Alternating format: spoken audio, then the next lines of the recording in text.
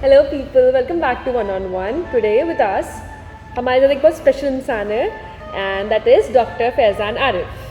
He's an alumni of DMSF and I'm really proud to say that I know him and he's here to give you some guidance on FMGE. This whole video is going to be about FMGE and NEET PG a little bit and a little bit about what are other options which you can opt as an educator in this field. So शुरुआत से शुरू करते हैं। मेरा पहला question है कि आई really want कि लोगों को पता चले कि from what was your background of medical journey, like कैसे आपका फर्स्ट ईयर था, how was what was your experience when you came to Philippines and last year तक कैसा रहा सब कुछ, और फिर FMG का। तो थोड़ा सा सब चीज़ के बारे में प्लीज़ बताओ आप। मैं डॉक्टर फैज़ान आरिफ, मैं जोधपुर राजस्थान से आता हूँ और 12th क्लास तक जो मेरी पढ़ाई हुई है वो हिंदी मीडियम से हुई है। So being a vernacular medium student, it was really hard for me to कि मेडिकल को कैसे पढ़ना है, क्योंकि आउट ऑफ सडन मैं एक ऐसे कॉलेज में था जहाँ पर इंटरनेशनल एडिशंस की बुक्स को फॉलो किया जा रहा था। तो first 2 years was literally hard, literally tough for me, और सब कुछ ऐसा था कि मैं कब कर पाऊँगा, क्योंकि 12th तक मैं हिंदी मीडियम का स्टूडेंट ज़रूर था, लेकिन मैं एक अच्छा स्टूडेंट रहा था, 80-90% वाला स्टूडेंट हुआ करता था। वहाँ से जब आपका अचानक से डाउनफॉल होता है तो सिंस हम लोग फिलीपींस के स्टूडेंट हैं और हम लोगों का BS प्रोग्राम होता है, तो BS प्रोग्राम वॉज जस्ट कि मैंने उसमें सिर्फ टाइम स्पेंड किया है कि BS जैसे तैसे मेरा हो जाए, मैं पास हो जाऊँ। और इवन फर्स्ट ईयर, क्योंकि मेरी फोटोग्राफिक मेमोरी अच्छी है, तो मैं जो भी चीज़ें PPTs में देख लेता था और वो अगर क्वेश्चन, और वही question most of the time exam में पूछे जा रहे थे, तो उसके ज़रिए से मैं एग्ज़ाम को ज़रूर क्लियर कर पा रहा था। लेकिन ऐसा कुछ नहीं था कि मैं कुछ पढ़ रहा हूँ या मैं कुछ सीख रहा हूँ नया। तो चैलेंजेस काफ़ी थे, लेकिन मन में एक ये भी बात थी कि पेरेंट्स ने हमें एक चांस दिया यहाँ पर पढ़ने के लिए, क्योंकि आई बिलीव 8 out of 10 जो FMGs होते हैं, चाहे फिलीपींस के हो, चाहे रशिया के हो, चाइना के हो, बांग्लादेश के हो, बेलारूस के हो, जॉर्जिया के हो, किसी भी कंट्री से हो, 8 out of 10 स्टूडेंट्स ऐसे रहते हैं जो नीट UG फेलियर होते हैं। आई मीन हम लोगों को नीट UG में हम लोग उतना स्कोर नहीं कर पाए कि हमें गवर्नमेंट सीट मिल जाए। That's why we are here. मतलब I do not want to say कि, बट द रियलिटीज़ हम लोग बाई चॉइस फिलीपींस में नहीं है, राइट। तो एक सेकंड चांस था और मन में ये बात थी कि इसको अच्छे से यूटिलाइज़ करना है, जो गलतियाँ पीछे हो गई हैं उनको रिपीट नहीं करना है। और फिर लॉकडाउन आ गया, सेकेंड ईयर लॉकडाउन में चला गया, तो कहीं ना कहीं वो मुझे आज भी लगता है कि हमें बहुत बड़ा उसका कॉस्ट आज भी पे करना पड़ रहा है, क्योंकि आई स्टिल फील कि मैं पैथोलॉजी और माइक्रोबायोलॉजी में उतना अच्छा नहीं हूँ जितना मैं बाकी के 19 सब्जेक्ट्स में कर रहा हूँ या रेस्ट 17 सब्जेक्ट्स में।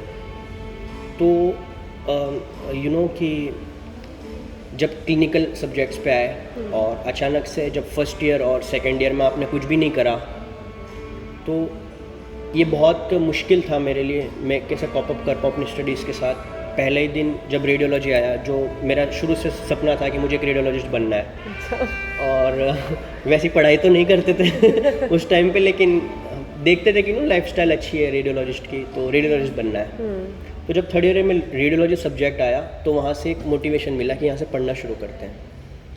तो उससे पहले तक मुझे मेरा फ्रेंड साकेत पढ़ाया करता था, फर्स्ट ईयर सेकेंड ईयर, मतलब हम उसी की वजह से पास हुए लेकिन थर्ड ईयर में रेडियोलॉजी मैंने पढ़ा, मन से पढ़ा, अपनी पूरी कोशिश से पढ़ा, और ये फर्स्ट टाइम था जब मैंने साकेत को कुछ पढ़ाया था कि चलो मैं तुझे रेडियोलॉजी पढ़ाता हूँ। लेकिन डेस्टिनी ना कभी कभी आपके साथ बड़ा अच्छा गेम करती है। वो पहले रेडियोलॉजी के एग्ज़ाम में मैं बुरी तरह फेल हुआ, बावजूद साकेत को पढ़ाने के लेकिन उससे मैं निराश नहीं हुआ, मुझे फिर से उठ के खड़ा होना था। मैंने वहाँ से पढ़ाई करना शुरू किया, और उस एग्ज़ाम के बाद मुझे रेडियोलॉजी में कभी भी 90 से कम मार्क्स नहीं मिले DMSF में। तो आई वुड से कि जब आप शिद्दत से किसी चीज़ को चाहते हो, क्योंकि ये वो टाइम था जब मुझे चीज़ रियलाइज़ होने लगी थी कि 1 से 2 साल के बाद मैं घर चला जाऊँगा, कोई ना कोई आके मुझे जज करेगा। तो कहीं ना कहीं वो सेल्फ मोटिवेशन नहीं था मेरे अंदर कि कुछ बड़ा करना है, अपने लिए कुछ करना है, nothing like that. But at that point of time I was thinking कि लोग मेरे बारे में क्या सोचेंगे अगर मैं बिल्कुल ही ज़ीरो घर पे गया। तो मैंने पढ़ना स्टार्ट किया धीरे धीरे, मतलब गाड़ी ट्रैक पे आना शुरू हुई, सारे सब्जेक्ट्स के साथ में मैं अच्छा कॉपअप करने लगा। स्पेशली थर्ड ईयर में जब आपके क्लिनिकल सब्जेक्ट्स होते हैं तो इंटरेस्टिंग भी होते हैं। तो वो एक टाइम आया जब मुझे मेरा पढ़ाई में इंटरेस्ट डेवलप होने लगा, और फर्स्ट ईयर और सेकंड ईयर की जो इंग्लिश वीकनेस थी मेरी, अब मैं उससे ओवरकम कर पा रहा था। क्योंकि ये वो टाइम था जब मैं ज़्यादा से ज़्यादा लोगों से मिलने लगा, क्योंकि लॉकडाउन ऑलरेडी मतलब ख़त्म हो चुका था, ऑलमोस्ट एंड हो चुका था। तो पेंडेमिक के बाद में एक पेंडेमिक की वेव आई जिसने बहुत ज़्यादा, मेरा ही नहीं बहुत सारे बच्चों को डाउनफॉल किया। लेकिन उसके बाद जो मेरा ग्राफ है वो बहुत अच्छा रेस किया, थर्ड ईयर और फोर्थ ईयर स्पेशली। और क्रेडिट इसका यही है कि जब आप की सराउंडिंग अच्छे लोगों के साथ होती है, I really want to give credit to my friends doctor Saket. अपनी अभी वो बहुत अच्छा कर रहा है, और न सिर्फ अपनी निजी ज़िंदगी में अच्छा कर रहा है बल्कि ही मेक श्योर कि उसके आसपास के जो लोग हैं वो भी अच्छा करें।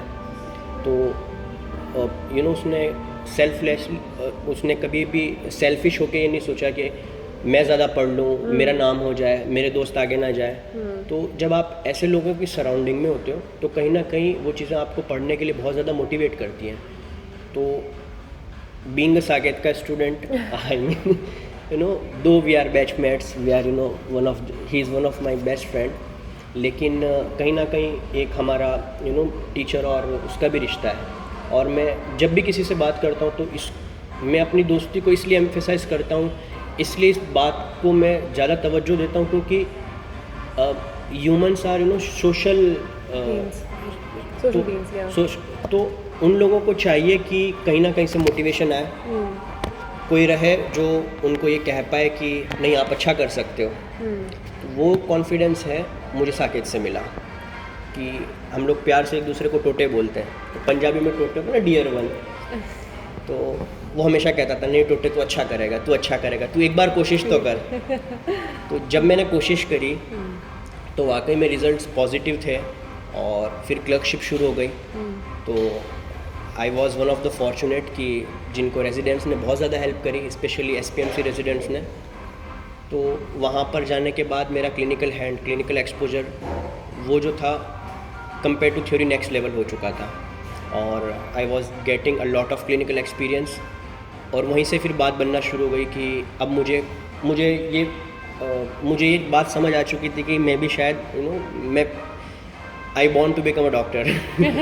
तो वो फोर्थ ईयर में जाके समझ आया एक्चुअल में, तो सही लाइन पे आया हूँ। बाकी तो इनिशियली यही था कि फर्स्ट सेकेंड ईयर तो मिजरेबल थे, और कभी समझ में भी नहीं आया कि मतलब डॉक्टर बनना है। I was just exploring the country. तो उससे ज़्यादा मुझे फर्स्ट मतलब मेरा 2 इयर्स का एक्सपीरियंस कुछ ज़्यादा नहीं है, लेकिन when it comes to third year and fourth year the clinical subjects, और लेकिन ये था कि चैलेंजेस काफ़ी बढ़ गए थे थर्ड फोर्थ ईयर में, क्योंकि जब आपके पास एक स्ट्रॉन्ग फाउंडेशन नहीं होता है, आपके पास स्ट्रॉन्ग बेस नहीं होता है, तो आप क्लिनिकल सब्जेक्ट्स को उतना अच्छे से नहीं कर पाते हो।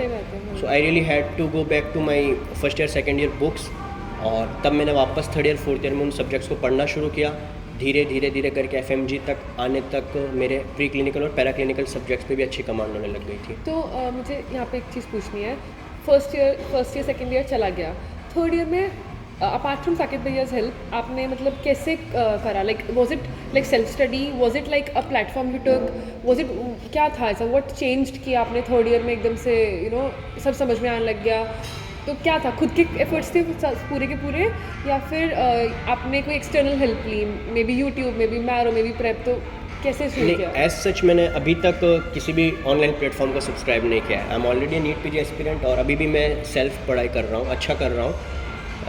मैं कभी कभी टेस्ट सीरीज़ ज्वाइन कर लेता हूँ, और ऑलमोस्ट जो फ्री टेस्ट सीरीज़ रहते हैं, क्योंकि मैं अपना आपको किसी और के स्केड्यूल में नहीं बांधना चाहता हूँ। आई फील कि मेरा अपना स्केड्यूल होना चाहिए, मैं तभी अच्छा कर पाऊँगा।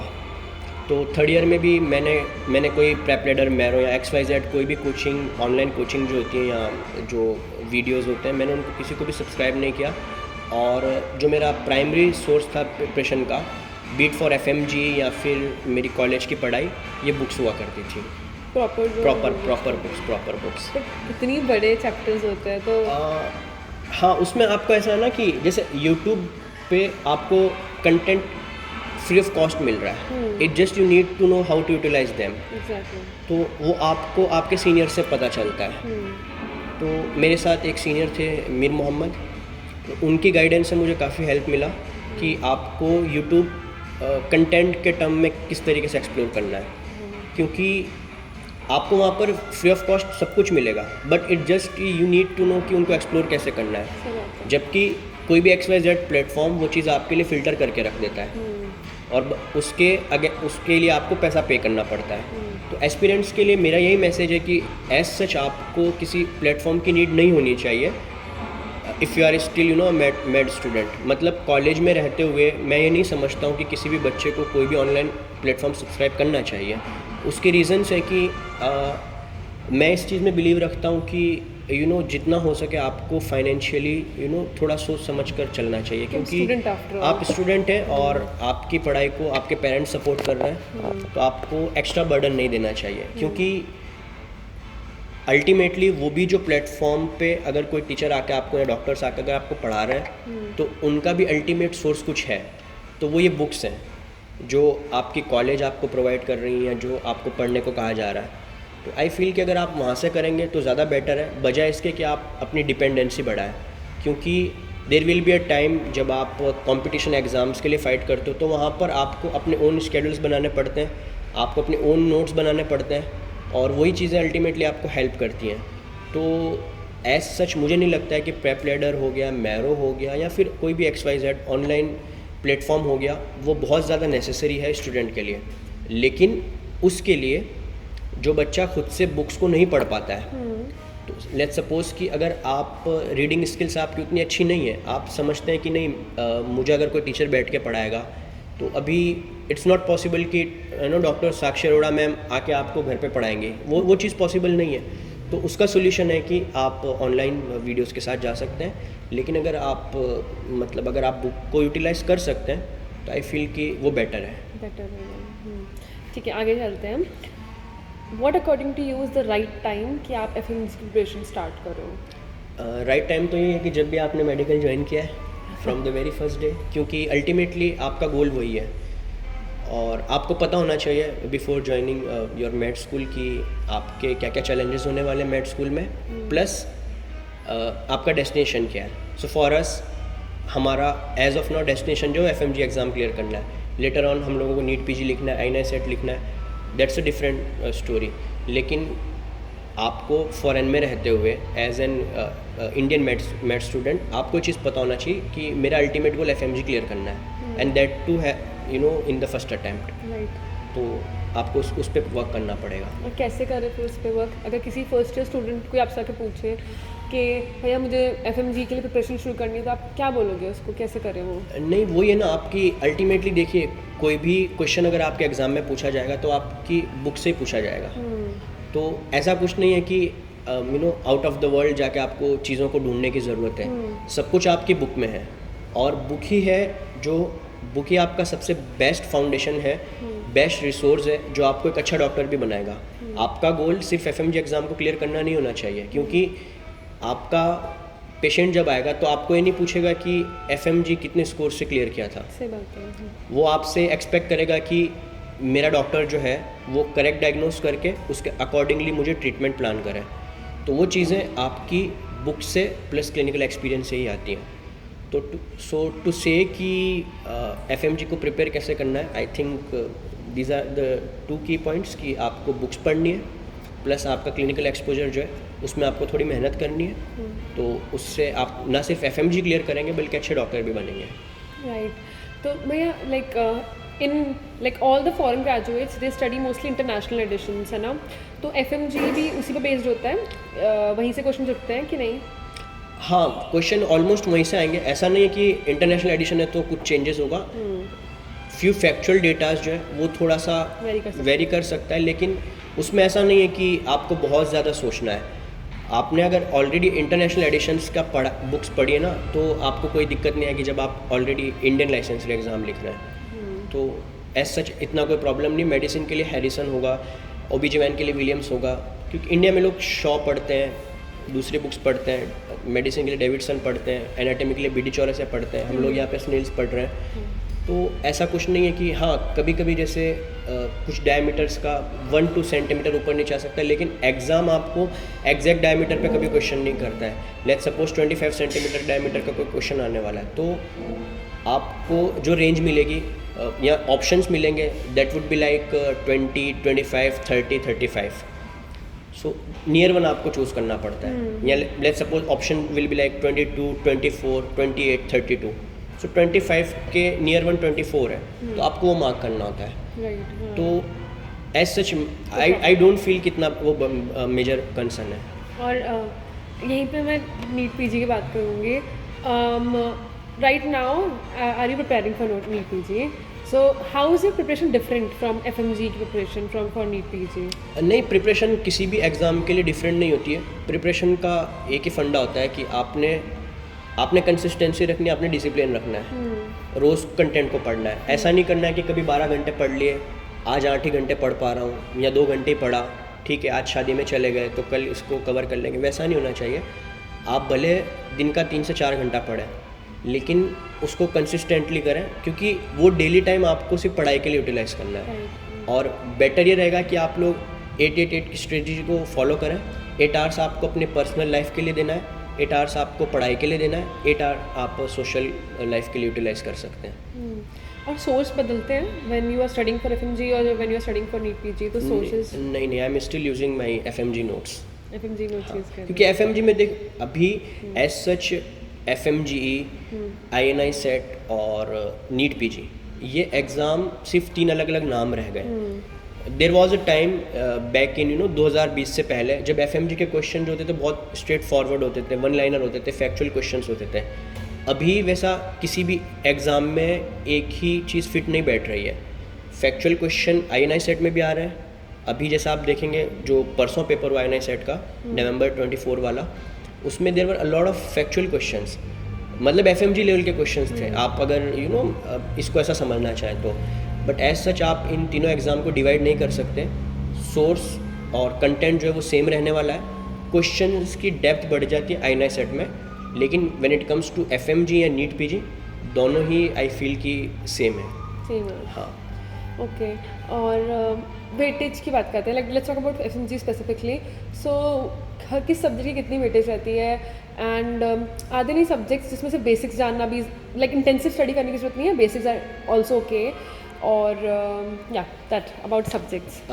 तो there are 4 major subjects in FMG actually: medicine, OB-GYN, PSM that is community medicine, and surgery. तो ये मेजर एरियाज़ रहते हैं जहाँ से बहुत ज़्यादा क्वेश्चंस कवर होते हैं। अराउंड 110 to 140 मार्क्स जो हैं ये 4 सब्जेक्ट मिलके कवर कर लेते हैं। लेकिन ये सब्जेक्ट वैसे वास्ट भी हैं, तो पढ़ने के लिए आपको टाइम भी उतना ही देना पड़ेगा। तो ऐसा नहीं है कि आप जस्ट कि इन 4 सब्जेक्ट को चेस करेंगे या आप इन 4 को पढ़ेंगे तो FMG क्लियर हो जाएगा। तो ये मिथ है। कुछ लोग बोलते हैं नो मैंने 9 सब्जेक्ट्स करे मेरा FMG क्लियर हो गया, 10 सब्जेक्ट करे FMG क्लियर हो गया। नहीं, आपको 19 सब्जेक्ट्स पढ़ने हैं, क्योंकि अल्टीमेट गोल FMG क्लियर करना नहीं है। अल्टीमेट गोल है आपका पेशेंट को ट्रीट करना, एक अच्छा डॉक्टर बनना। वो तभी आएगा जब आप 19 सब्जेक्ट का इंटीग्रेशन को समझेंगे। तो आपको रियली समझ में आना चाहिए कि पैथोलॉजी कहाँ मेडिसिन से कनेक्ट होती है, मेडिसिन कहाँ पर फार्मा से कनेक्ट होती है। क्योंकि और इससे पहले आप आएंगे तो आपको नॉर्मल फिजियोलॉजी पता होनी चाहिए। जब तक आपको नॉर्मल ह्यूमन की नॉर्मल फिजियोलॉजी नहीं पता है, आप ये नहीं बोल सकते कि इस पेशेंट में ये पैथोलॉजी है। तो फिजियो से आपको पैथो पे आना है, पैथोलॉजी से आपको मेडिसिन वाले पार्ट पे आना है, मेडिसिन वाले पार्ट से आप जब ट्रीटमेंट करते हैं तो आपको पता होना चाहिए किस ड्रग का साइड इफेक्ट क्या है, कौन सी ड्रग किसके साथ इंटरेक्ट कर सकती है। तो वो फार्मा वहाँ पर मेजर रोल प्ले करता है, ठीक है। और उसके बाद फेममेड वगैरह कहाँ पर रोल प्ले करता है, आपको फॉलोअप कब करना है, ये सब।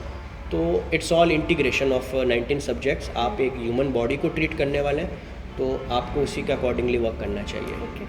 Now, I'm very curious because studying in DMSF, our preceptor provide us PPTs, right? So how helpful are those if you're preparing for FMG, or are they not helpful? क्या आप एडवाइस करोगे when somebody, I mean मैं थोड़ा समझ चुकी हूँ आपकी बात से कि बुक्स ही मेन चीज़ है, बट लेट्स से मैंने अभी डॉक्टर डेरेचो की क्लास थी ओबी की, एंड विलियम्स पढ़ा रही थी वो. I mean I didn't have the PPT, हम क्लास में किसी के पास नहीं थी, so we were all forced to open our books and underline it. So that was a good thing. And then we realized that whatever she was teaching in the class, the whole PPT was out of Williams only.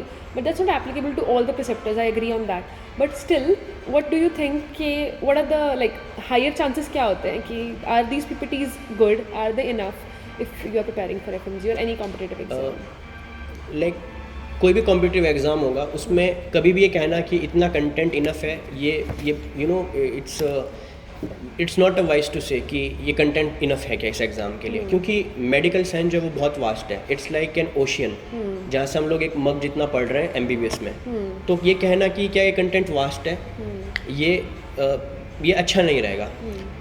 But when it comes to PPTs, वो हमारे exam के लिए helpful है क्या? Yes, it is helpful.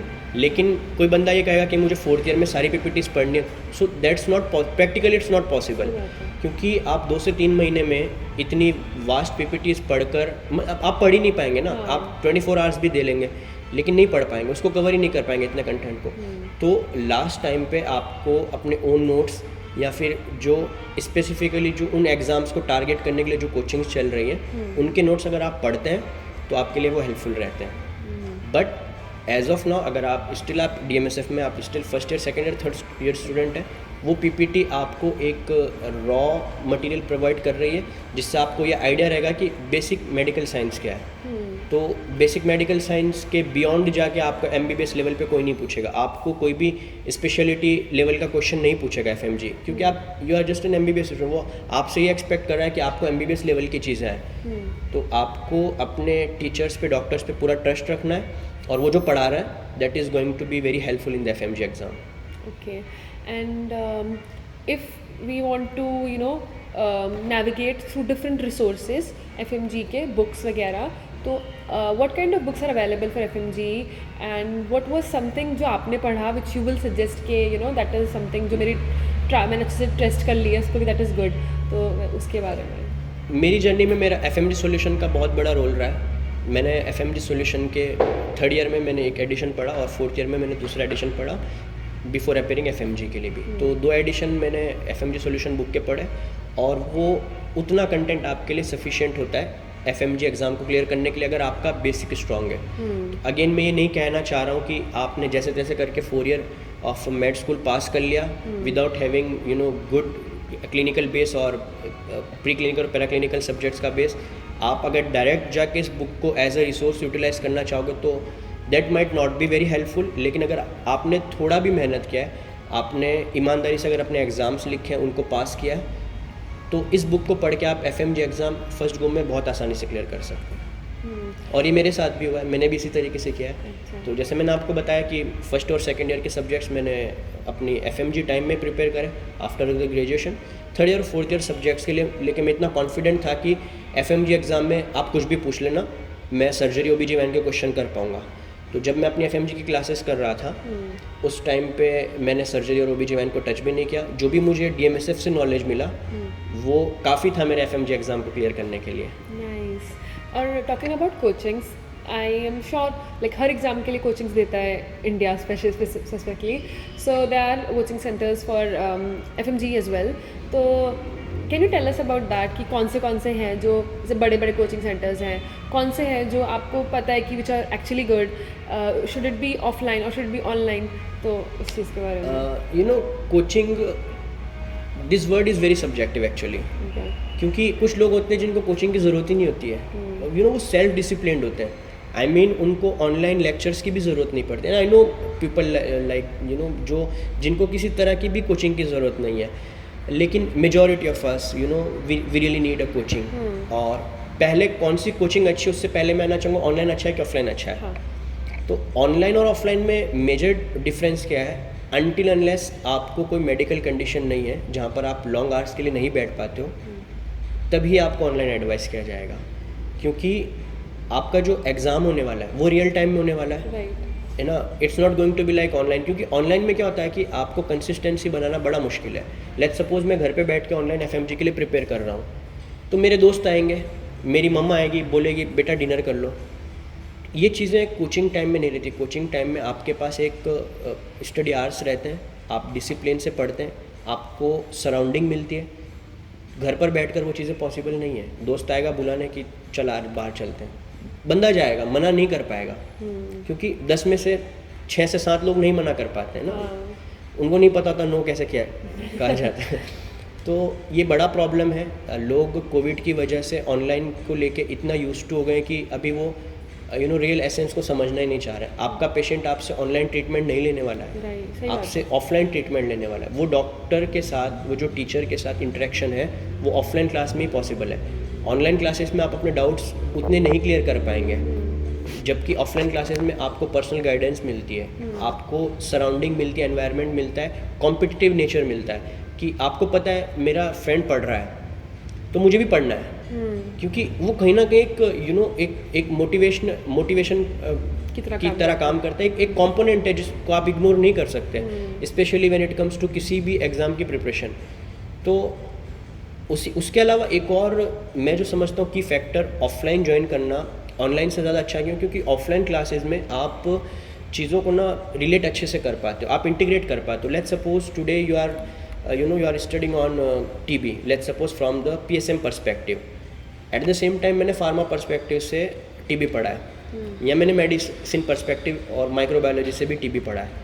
तो कहीं ना कहीं जैसे मैं आपको देखूंगा कि चलो अच्छा TB पढ़ रहे हो, क्या पढ़ा कि मैंने PSM से जो एंड टैप वगैरह जो भी प्रोग्राम्स TB के चल रहे हैं वो पढ़े।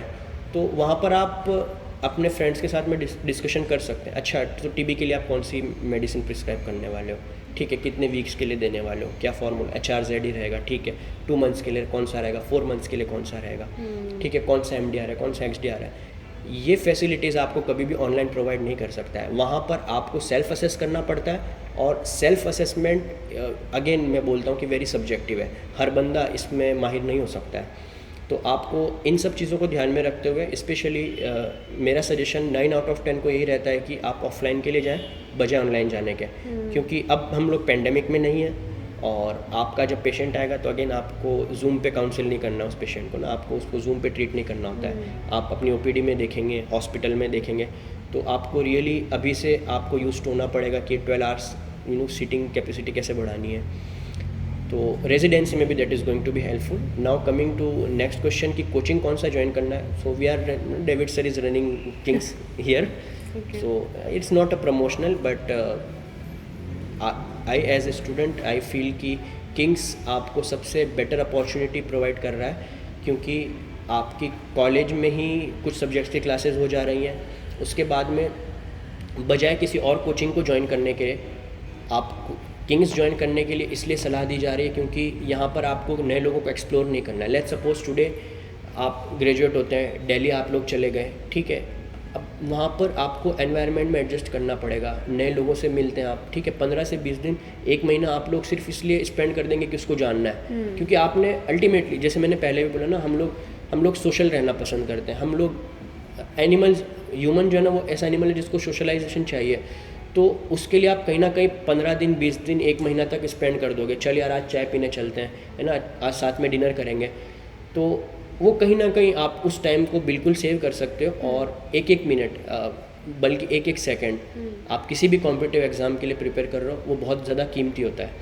तो वो चीज़ आपको यहाँ पर नहीं करनी है। आपके 4 साल से जो ऑलरेडी फ्रेंड्स हैं, आपको सेम फ्रेंड्स मिलेंगे, आपको वही एनवायरनमेंट मिलेगा पढ़ाई के लिए, आपको वही कंपटीशन मिलेगा। आपको पता है कि मुझे इससे कॉम्पीट करना है, या फिर मुझे इससे मोटिवेट होना है, या फिर आपको पता है कि अगर मुझे कोई हेल्प कर सकता है जो मेरा बैचमेट है, तो आपको कौन कर सकता है। राइट, हाँ। वहाँ पर अगर आप XYZ कहीं भी जाएंगे, दिल्ली गए, पुणे गए, हैदराबाद गए, मुंबई गए, अहमदाबाद, कहीं पर भी आप जाएँ, अगर आपको नए लोग मिलेंगे तो आपकी टेंडेंसी ये ज़्यादा रहेगी कि आप पहले उनको जानें, बजाय इसके कि आप FMG कंटेंट पे ध्यान दें। तो इन सब चीज़ों को ध्यान में रखते हुए मुझे लगता है कि Kings would be better best option for anybody. For anybody, okay. Let's say now, obviously, आपकी ग्रेजुएशन के बाद में चीज़ें चेंज हुई होंगी ना, बिकॉज आप पहले जैसे प्रिपेयर कर रहे थे that was very different, when we went back to India that must have been very different. So तब आपका क्या स्प्लिट था? How used to manage the time for study? आपका क्या शेड्यूल रहता था? And what do you think is an ideal schedule for students जो prepare करना चाहते हैं, लाइक फॉर FMG? आइडियल तो कुछ भी नहीं होता है, क्योंकि मेरे लिए आइडियल कुछ और, आपके लिए आइडियल कुछ और है. बिकॉज हम लोग ना अलग अलग एनवायरनमेंट में रहते हैं, है ना. कुछ लोग वेरी स्टूडियस होते हैं, कुछ लोग मेरी तरह एवरेज होते हैं, कुछ लोग होते हैं जिनको बस जैसे तैसे करके एग्ज़ाम पास करना होता है. तो आप सबसे एक्सपेक्ट नहीं कर सकते कि 16 घंटे पढ़ लेगा, या फिर आप सबसे एक्सपेक्ट नहीं करेंगे कि सिर्फ 2 ही घंटे पढ़ेगा ये. तो 2 घंटे वाला भी पास होना चाह रहा है और 16 आवर्स वाला भी पास होना चाह रहा है. तो इट्स अगेन वेरी सब्जेक्टिव. कुछ लोग रात में पढ़ना पसंद कर रहे हैं, कुछ लोग दिन में पढ़ना पसंद कर रहे हैं. तो जब भी आप कंफर्टेबल हो आप तब पढ़ाई करें. और रही बात ऑफलाइन कैंपस की, तो आपने दिन में वहाँ पर पढ़ना ही है. तो बेटर ये रहेगा कि आप लास्ट मोमेंट जब हो ना आपका, जब आप 4th ईयर के 2nd सेमेस्टर में, उस टाइम से आप अपने शेड्यूल को थोड़ा चेंज कर लें.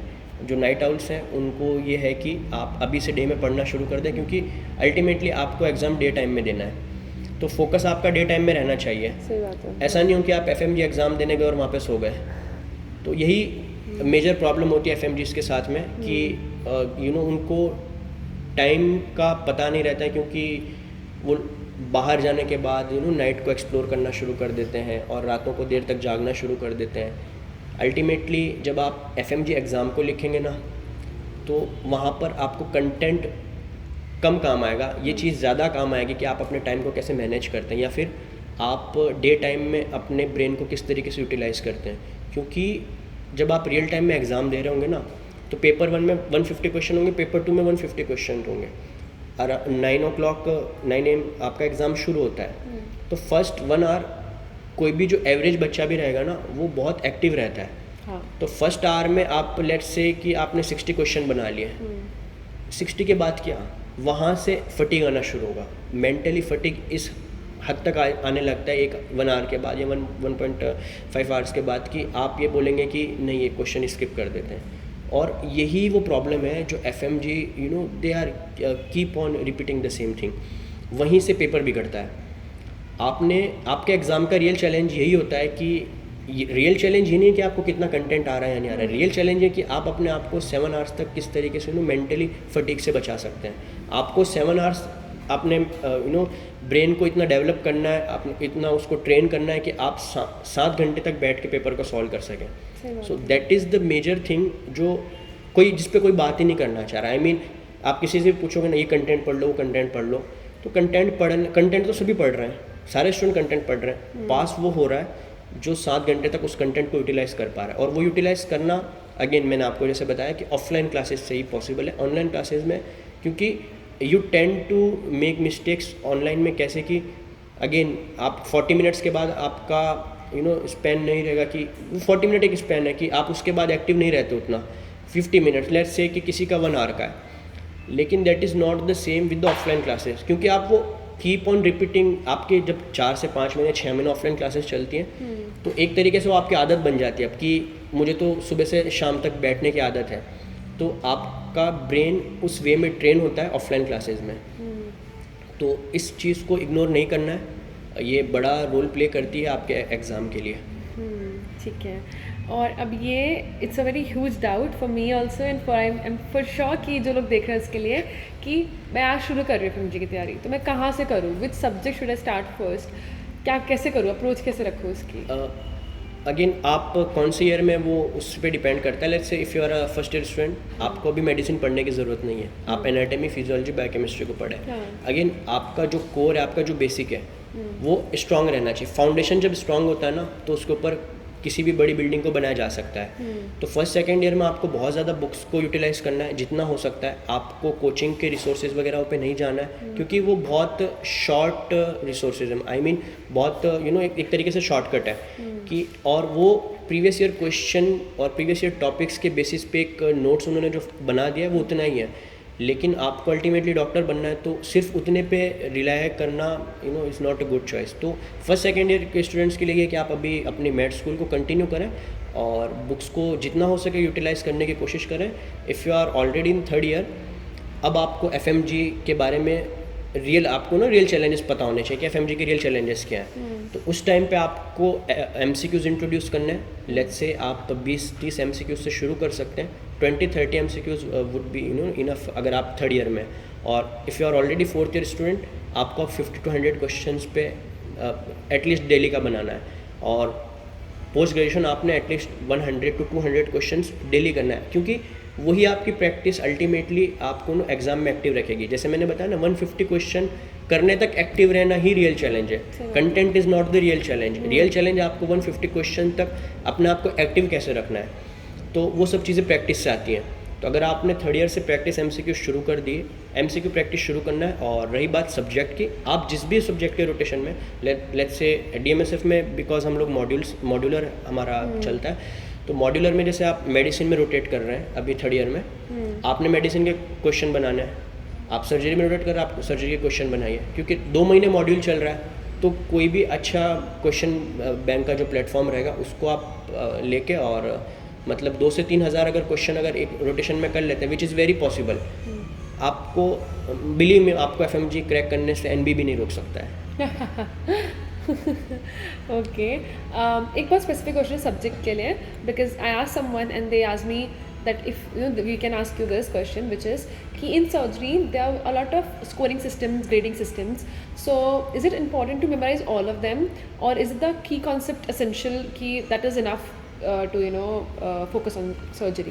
नहीं, स्कोरिंग एक्चुअली बाय नेम तो इतना नहीं पूछा जाता है एफएमजी में, लेकिन कभी कभार देखिए आप रूल आउट नहीं कर सकते हैं। अगेन मैंने आपको बताया ना, medical science is so vast कि एक क्वेश्चन है, आप मग्गे जितना पढ़ रहे हैं, तो आप रूल आउट तो किसी को नहीं कर सकते। It's better to memorize them. अगर नहीं हो पाता है तो, क्योंकि अगेन एक बात कही जाती है, कॉमन जो है ना वो कॉमन रहता है और कॉमनली पूछा भी जाएगा, और जो रेयर है वो रेयरली पूछा जाता है। सही बात है। तो स्कोरिंग सिस्टम वगैरह पूछे जा रहे हैं, पीडियाट्रिक्स वगैरह में पूछे जा रहे हैं, लेकिन there are thousands of scoring system. आप you can not remember each of them.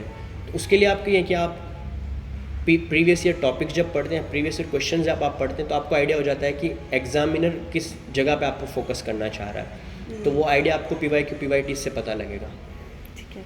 Okay, enough of FMG. मुझे अब एक एक्चुअल लाइफ स्किल के बारे में बात करनी है, जो आई फील सिर्फ मैंने एक इंसान में देखी है जिसने मास्टर किया, वो ये है। Because okay, I must have seen people on Instagram, on YouTube, who say that socialize, network, but I've never seen somebody applying in their real life. And the only person who I know in person is you, that who I know कि हाँ उसने apply किया है।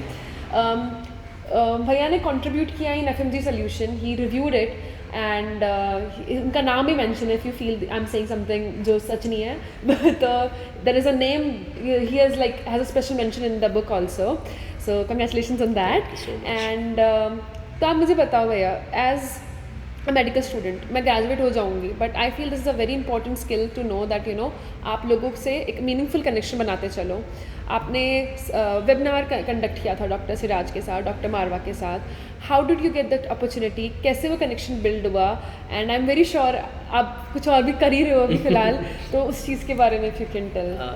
देखिए, connection again connection आप एक ही basis पे बना सकते हैं, वो है कि आप ऑनेस्ट रहिए। आपको कभी भी वो चीज़ शो नहीं करनी जो आप नहीं हैं, और आपको हमेशा वो चीज़ को शो करना होता है जो आप हैं। तो हम लोग यही गलती करते हैं कि हम लोग वो चीज़ शो करना चाहते हैं जो हम नहीं हैं, और वो चीज़ कभी नहीं शो करते जो हम हैं। तो जहाँ आपकी कमियाँ हैं आप एक्सेप्ट कीजिए कि मेरे अंदर ये कमी है। जहाँ आप बेटर वर्क कर सकते हैं, आप वहाँ पर चैलेंजेस को एक्सेप्ट करिए कि यहाँ पर मैं इसको बेटर कर सकता हूँ। तो आप अगर इस आइडियोलॉजी के साथ आगे बढ़ते हैं तो कोई भी कनेक्शन बिल्ड किया जा सकता है, किसी के भी साथ किया जा सकता है। Now coming to FMG solution, हाँ, या doctor Deepak Marwa sir and doctor Siraj sir, they both are actually मेरे FMG के टीचर्स हैं, और वहीं से मेरा फर्स्ट इंट्रैक्शन दोनों से हुआ। एंड जब मैंने FMG एग्ज़ाम क्लियर कर लिया and I went to Delhi for an interview, मुझे बुलाया गया था इंटरव्यू के लिए। तो मैं इंटरव्यू के लिए जब गया तो वहाँ पर जब इंटरव्यू वगैरह हो चुका था, और I was discussing things with doctor Siraj कि क्या करना चाहिए, कैसे करना चाहिए। सिंस मेरा एकेडमिक में इंटरेस्ट था, मैं चाहता था कि इस फील्ड को एक बार मैं यूटिलाइज़ करके देखूं अपने लिए कि मैं इसको बेटर कर सकता हूँ या नहीं कर सकता हूँ। यानी मैं ये चाह रहा था कि क्लिनिकल को छोड़ के भी डॉक्टर्स के पास इंडिया में कुछ कैरियर ऑप्शंस है क्या। तो then I came to know कि अगर मैं FMG सॉल्यूशन में कंट्रीब्यूट कर पाऊँ, वहाँ पर मेरी डॉक्टर सिराज से बात हुई और आई am really thankful for both of them कि उन्होंने मुझे इतनी बड़ी अपॉर्चुनिटी पे काम करने का मौका दिया। I mean being an average student, मैंने कभी नहीं सोचा था कि इतनी बड़ी बुक जो FMG का 80% to 90% पॉपुलेशन को कवर करता है, उनके लिए प्राइमरीली जो क्वेश्चन बैंक का सोर्स रहता है वो FMG सॉल्यूशन रहती है। तो इतनी बड़ी बुक पे आपको just after the passing the FMG काम करना एक रियली ह्यूज अपॉर्चुनिटी होती है। और मैंने भी उनके भरोसे के ऊपर फिर उतना ही काम भी किया और today we we have result की। But I am really thankful for both of them कि उन्होंने मुझे इस लायक समझा। और अगेन मैं यही बात कहता हूँ कि जब आप ऑनेस्ट होते हैं तो देयर वुड बी समबडी जो आपको पिक करेंगे, जो आपको पुल करेंगे। तो आई फील कि इन्होंने मुझे बहुत पुल किया और मेरी मतलब जो जर्नी है अभी तक और जो अपकमिंग जर्नी है उनमें भी ये दो नेम का मतलब बहुत बड़ा हिस्सा है। अभी क्या प्लान है आपकी पोस्ट FMG? प्लान तो वही है, प्लान तो बहुत सारे हैं। देखिए, एक प्लान पे स्टिक आपने रहना होता है, तो वही है कि मैं कोचिंग इंडस्ट्री को यूटिलाइज़ करना चाहता हूँ। मैं चाहता हूँ कि मैं कोचिंग इंडस्ट्री को एक नए लेवल पे ले जाना चाहता हूँ। तो मैं श्योरली उस पर काम करना चाहूँगा। चल रहा है काम? हाँ, चल रहा है चल रहा है। ठीक है। और कोई लास्ट एडवाइस, कोई ऐसी चीज़ जो अभी दिसंबर जनवरी में अपीयर होंगे FMG के लिए और जो स्टार्ट करेंगे प्रिपरेशन FMG के लिए, उनके लिए अगर आपको एक एडवाइस दे सको? वैसे आपने बहुत सारी दे दी बट फिर भी कोई एक चीज़ आप अगर उनको बोलना चाहोगे हटके। और इसके अलावा फिर मैं एक और बात भी पूछूंगी आपसे, बट वो FMG से रिलेटेड नहीं है। Okay, see we are medical student, okay, और from the day one and specially DMSF students, हम लोगों को डिसिप्लिन बहुत अच्छे से सिखाया जाता है। मैंने नहीं देखा है DMSF में कोई भी बंदा 5 मिनट से ज़्यादा लेट आता है। आई मीन 9 out of 10 में एक को वो कभी भी कंसिडर करके नहीं चलता हूँ, क्योंकि वो एक दो हर जगह रहते ही है ना, एक्सेप्शंस हर जगह होते हैं, यूनिवर्सल ट्रूथ बहुत कम है। तो वी आर डिसिप्लिन्ड एक्चुअली। आपको एक्सेप्ट करना होगा कि हम लोग डिसिप्लिन्ड हैं कंपेयर टू अदर प्रोफेशनल्स। हम लोग we are really disciplined. Problem कहाँ पे आती है, हम लोग कंसिस्टेंट नहीं रहते हैं। आप देखिए ना कि जैसे इवेल्स आ रहे हैं, जैसे टर्म एग्ज़ाम आ रहा है, हर बंदा PPT पढ़ेगा, क्वेश्चंस को देखेगा, कैसे भी करके कुछ ना कुछ सोर्सेज को यूटिलाइज़ करने की कोशिश करेगा जिससे कि एग्ज़ाम पास कर ले। तो अल्टीमेट एडवाइस यही रहती है कि आपने जब पढ़ना है ना, तो एग्ज़ाम को पास करने के लिए नहीं पढ़ना है, आप फ्यूचर में किसी की लाइफ के साथ डील करने वाले हैं। और ये सबसे बिगेस्ट मोटिवेशन हो सकता है किसी भी डॉक्टर के लिए। आई मीन आप बीट क्लिनिकल प्रैक्टिशनर डॉक्टर, या फिर आपको अगर मेरी तरह कोचिंग इंडस्ट्री को में जाना है, वहाँ पर भी आप उन लोगों को पढ़ाने वाले हैं जो कभी ना कभी किसी न किसी की जान को बचाने वाले हैं। तो ये सबसे बड़ा मोटिवेशन हो सकता है किसी भी डॉक्टर के लिए, किसी भी मेडिकल एस्पिरेंट्स के लिए, not even for doctor, for nurses और फॉर अदर अदर जो भी मेडिकल क्लिनिकल जितने भी हमारे पास प्रोफेशनल्स हैं, उन सब के लिए बिगेस्ट मोटिवेशन यही है कि आप कभी एयरपोर्ट पे, कभी बस स्टैंड पे, कभी रेलवे स्टेशन पे, कभी किसी जनरल स्टोर के बाहर, कभी किसी मॉल में आपने किसी कॉलेप्स पर्सन को देखा, आप क्या करोगे? तो वर्ल्ड आपसे वो डिमांड करता है, वो चाहता है कि एज अ डॉक्टर आपको वहाँ पे कुछ ना कुछ एक्शन करना पड़ेगा। तो वो सबसे बड़ा आपका मोटिवेशन हो सकता है। ठीक है। और अभी लास्ट, अगर जिन लोगों ने यहाँ तक देखी है उनके लिए बोनस होने वाला है, because you are very well versed with पिसाया, है ना? सो आपको बहुत अच्छे से आती है ना, आपके यहाँ पे भी बहुत कनेक्शंस हैं, लाइक फिलीपींस में भी I guess everybody has a huge respect for you, which is something इस फॉरेन कंट्री में आके पाना बहुत बड़ी बात मानती हूँ मैं, because it's not like that Philippines is not a racist country, it is. ये लोग भी बहुत डिफ्रेंशिएट करते हैं इंडियंस को और लोगों को। तो वहाँ पे आपने अपनी जो पकड़ बनाई है, तो उसके बारे में मुझे बताओ कि अगर if I want to learn पिसाया, which I really want to, how should I learn that? देखो, किसी भी लैंग्वेज को ना सीखने का एक ही रूल होता है कि आपको वो लैंग्वेज सीखने के लिए उस लैंग्वेज में बात करना आना चाहिए। और बात करने के लिए किसी को ढूंढना आना चाहिए। तो बात कैसे करेंगे? किसी को ढूंढना है। किसी को ढूंढेंगे कैसे? कि आपको अपने ईगो को थोड़ा कम करना है आपको ये नहीं देखना है कि मैं चला कर क्यों ना बात को इनिशिएट करूँ, आप किसी से भी बात को और this people are very welcoming. आपने एक बार इनसे बात करी और आप इनसे कहिए कि मैं इंटरेस्टेड हूँ सीखने के लिए, वो आपको सिखाएंगे। तो अगेन मैंने पहले भी आपको बोला ना, किसी भी कनेक्शन को स्टेबलाइज करने के लिए, बी इट बिजनेस, पर्सनल या और भी कोई भी जो जिस तरह का भी रिलेशन हो, उसमें सबसे इम्पॉर्टेंट जो चीज़ होती है वो ऑनेस्टी होती है। आप में अगर इस चीज़ की एक्सेप्टेंस है कि मैं इस चीज़ में वीक हूँ और मुझे इस पर काम करना है, और अगर आप में उस चैलेंजेस को लेने की क्षमता है कि नहीं मैं ये कर सकता हूँ, आपसे बेटर कर सकता हूँ, तो दुनिया आपको एक्सेप्ट करती है। ठीक है, तो मैं भी ट्राई करूँगी उससे। Sure. मैं बहुत बार चाहा है, मैंने यूट्यूब चैनल भी सर्च किया है, बट उससे नहीं हो पाता है। You really need someone in person जिससे आप ये सब कर सको, तो वो चीज़। Okay, that's all actually. It's so nice to have you, it's Thank you really so nice. मतलब हमारी जब भैया आए थे फिलीपींस में, विच इज़ आई गेस हफ्ता भर हो चुका है आपको, है ना? उससे पहले ही बात हुई थी, एंड जब मैं उनसे बात करी तब मैं सोच रही थी कि काश यहाँ पे कैमरा होता और ये बात रिकॉर्ड होती और लोग तक जाती, बिकॉज मुझे बेनिफिट मिल रहा है, बट और लोग का क्या? तो उस पर्सपेक्टिव से मैंने सोचा कि I should be having a conversation with you on camera. काफ़ी बातें मुझे ऑलरेडी पता थी, बट देन बहुत सी चीज़ें मुझे नहीं पता चली, तो उसके लिए thank you so much and thank you for your time. That's all. It's my pleasure. Okay, bye bye, thank you.